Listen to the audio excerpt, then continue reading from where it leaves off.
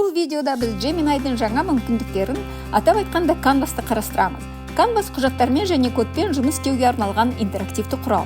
Canvas'ты қалай қолдануға болады? Алдымен gemini.google.com деп іздеу жолағына тереміз. Бірақ сұранысты бірден енгізудің орнына сұраныс өрісіндегі Canvas батырмасын басамыз. Мен жаңартылған энергия көздері тақырыбына арналған мәтін жүктеп, презентация жаса деп сұраныс бердім.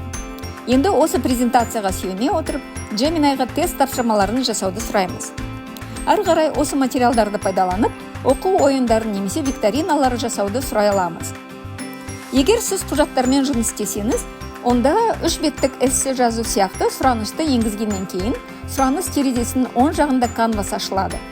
Бұл визуалды түрде Google құжатына ұқсас, және сіз мәтінді тікелей Gemini'ді толық өңдей аласыз. Мәтінді белгілеп, Gemini'ға сұрақтар қоюға, жазылғанның ұзындығын немесе үнін өзгертуге, сондай-ақ түзетулер ұсынуға болады.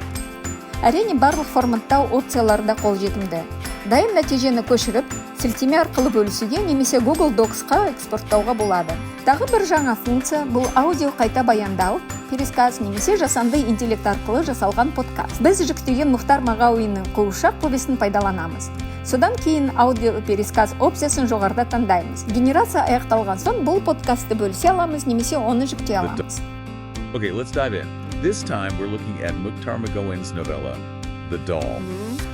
And specifically, we're digging into this one question. Өкінішке орай, Gemini қазіргі таңда қазақ тілінде аудио пересказ жасамайды. Ағылшын немесе орыс тілінде ғана жасайды. Gemini сонымен қатар кодты жасау және қайталау үшін де өте қолайлы. Мысалы, сіз одан робототехникалық жобаңыздың веб-сайт үшін код жасауын сұрай аласыз. Gemini тек код жазумен шектелмейді, ол сіздің жобаңызды нақты алдын ала қарауын да жасай алады. Толық экранда көру үшін сілтемені көшіріп алуға немесе өзгерістер енгізу үшін қайтадан кодқа оралуға болады. Біз Gemini'дегі Canvas'тың жаңа мүмкіндіктері сіздің тәжірибеңізді өзгертіп, білім беруді заманауи әрі тиімді етеді деп сенеміз.